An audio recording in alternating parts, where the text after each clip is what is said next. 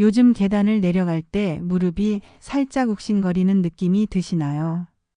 아침에 일어나 첫 발을 내디딜 때 관절이 뻣뻣하게 굳어있는 느낌 한 번쯤은 느껴보셨을 겁니다. 많은 분들이 나이가 드니까 어쩔 수 없지 하고 파스 하나 붙이고 넘기시는데요. 사실 이게 관절이 보내는 꽤 중요한 경고 신호일 수 있습니다. 서울대병원 정형외과 자료들을 보면 60세 이후에는 연골이 해마다 조금씩 대략 1%에서 2% 정도 자연스럽게 얇아지는 것으로 알려져 있습니다.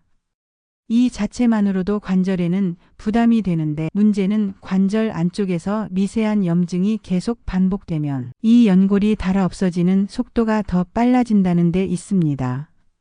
하지만 좋은 소식도 있습니다. 최근 여러 연구들에서 특정 음식들이 이런 염증을 줄이고 연골이 손상되는 속도를 늦추는 데 도움을 줄 수 있다는 결과들이 계속 나오고 있기 때문입니다.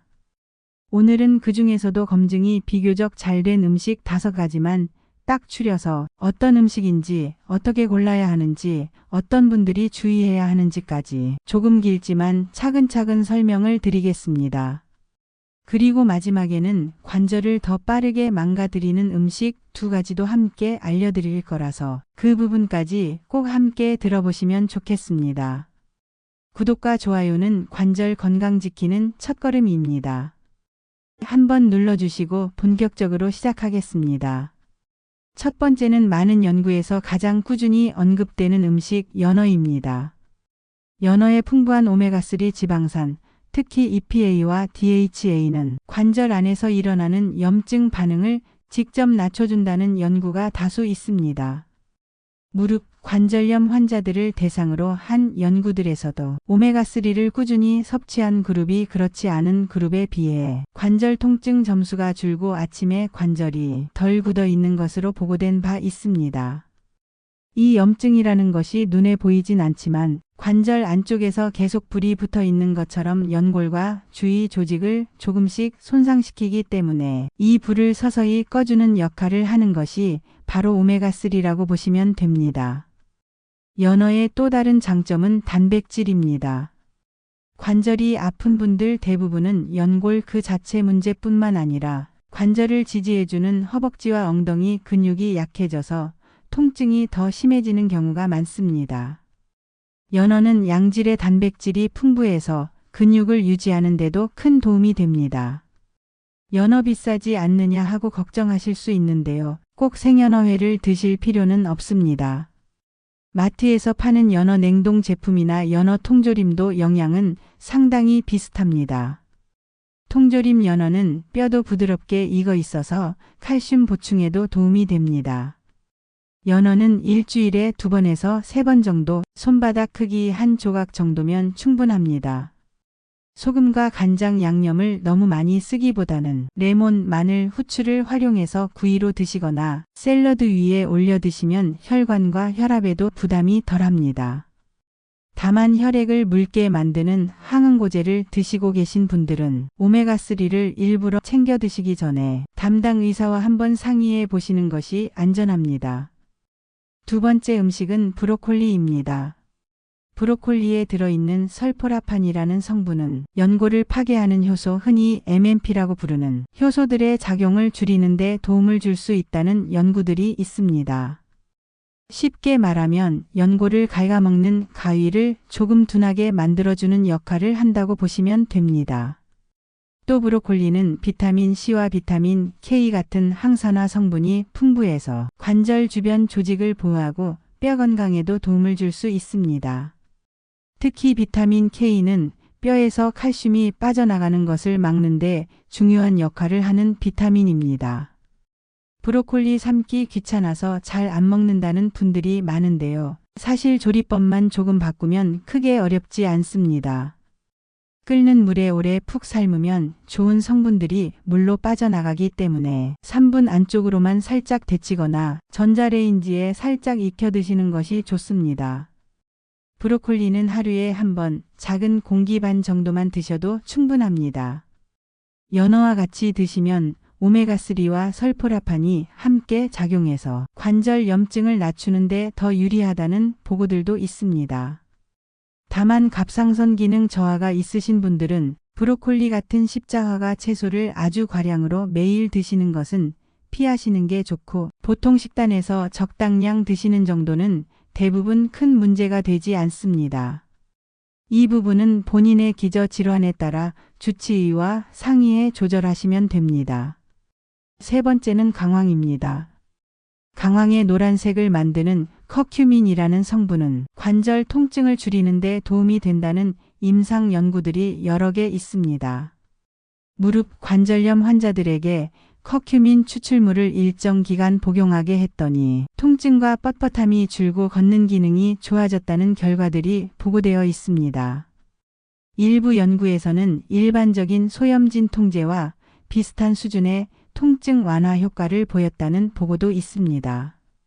커큐민은 염증을 일으키는 여러 신호물질들의 작용을 낮춤으로써 관절 안쪽의 붓기, 열감 등을 완화하는 데 도움을 줄 수 있습니다. 다만 한 가지 기억하셔야 할 점이 있습니다. 강황을 그냥 드시면 몸에서 흡수되는 양이 매우 적습니다. 그래서 후추와 함께 그리고 기름과 함께 드시는 것이 중요합니다. 후추 속의 피페린이라는 성분은 커큐민의 흡수율을 크게 올려주는 것으로 알려져 있습니다. 또 커큐민은 기름과 함께 섞일 때 더 잘 흡수되는 지용성 성분입니다. 그래서 카레를 만드실 때 강황가루를 넣고 마지막에 후추를 조금 뿌려 드시거나 생선이나 닭고기를 구우실 때 밀가루 대신 강황가루를 살짝 입혀서 올리브오일이나 카놀라유에 부드럽게 구워 드시면 비린내도 잡고 커큐민도 더 잘 이용하실 수 있습니다. 하루에 티스푼 반 정도, 즉 1에서 2g 안쪽으로 드시는 선이면 대부분 무리가 없습니다. 다만 담석이나 담낭 질환이 있으신 분들은 강황이 담즙 분비를 자극할 수 있기 때문에 조금 조심하시는 것이 좋습니다. 네 번째는 조금 의외일 수 있지만 바로 양파입니다. 양파에 들어있는 퀘르세틴이라는 성분은 체내에서 항염 항산화 작용을 하면서 관절 주변의 붓기를 줄이고 만성염증을 완화하는 데 도움을 줄 수 있다는 보고들이 있습니다. 또 양파는 혈관 건강에도 좋은 음식입니다. 관절 주변의 혈류가 원활해지면 관절 안으로 영양분과 산소가 더 잘 공급되고 노폐물도 더 잘 빠져나가기 때문에 통증이 조금씩 줄어드는 데 도움이 될 수 있습니다. 양파는 생으로 드시면 자극이 강해서 속이 불편하신 분들이 많기 때문에 가볍게 볶거나 국찌개에 넣어 익혀 드시는 것이 좋습니다. 익힌 양파는 단맛이 올라오고 위에도 부담이 덜합니다. 하루에 반 개 안쪽 정도만 국찌개, 볶음 요리에 자연스럽게 섞어서 드셔도 충분합니다. 색이 자주 새긴 적양파는 항산화 성분이 조금 더 많은 것으로 알려져 있어 가능하다면 흰 양파와 번갈아 드시는 것도 좋습니다. 양파 껍질에는 퀘르세틴이 더 농축되어 있다는 연구들도 있어서 껍질을 깨끗이 씻어 말려두었다가 다른 재료와 함께 물에 넣고 끓여 차처럼 드시는 방법을 활용하는 분들도 있습니다.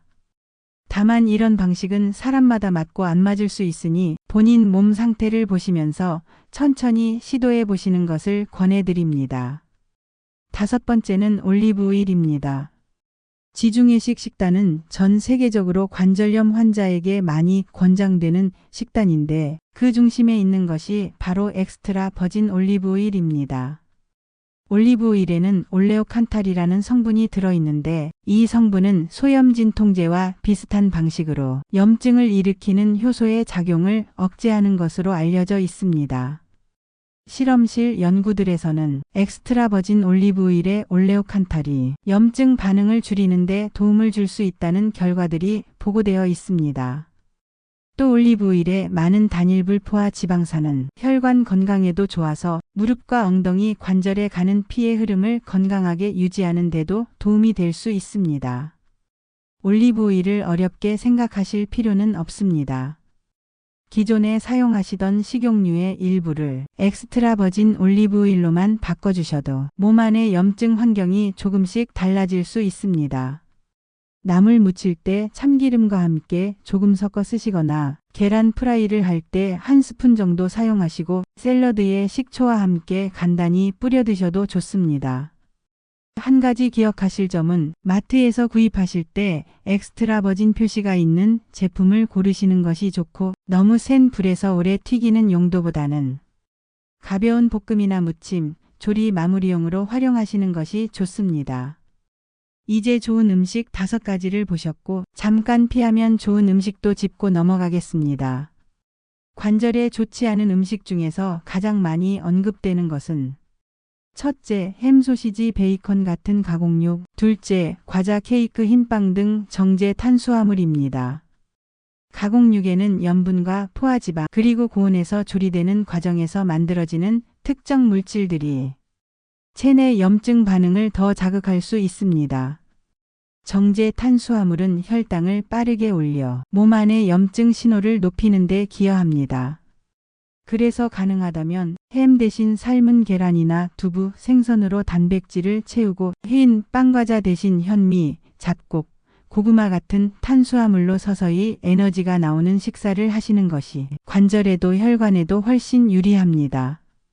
마지막으로 오늘 말씀드린 내용을 일주일 식단 안에 어떻게 넣을 수 있는지 간단한 예시를 드려보겠습니다. 월요일 저녁에는 연어를 한 조각 구워 드시고 곁들임 채소로 브로콜리를 살짝 쪄서 곁들이는 식으로 시작해 보실 수 있습니다.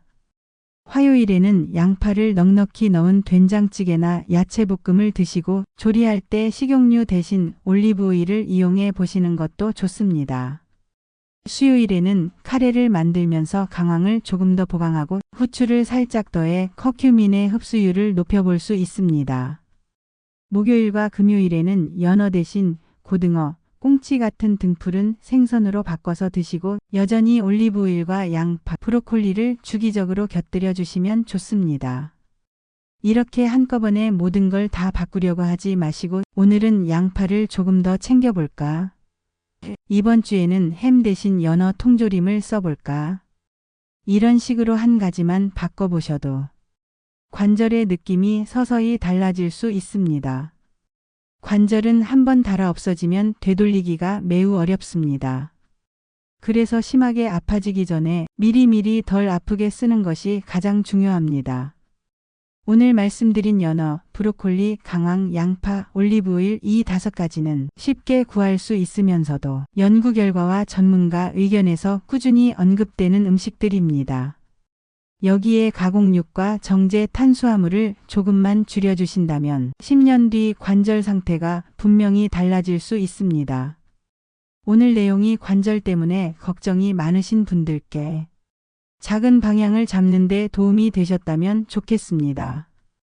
도움이 되셨다면 구독과 좋아요 눌러주시고 주변에 무릎 허리 때문에 고생하시는 지인분들께도 한번 공유해 주시면 감사하겠습니다. 오늘도 통증은 덜하고 걸음걸이는 조금 더 가벼운 하루 되시길 바랍니다. 감사합니다.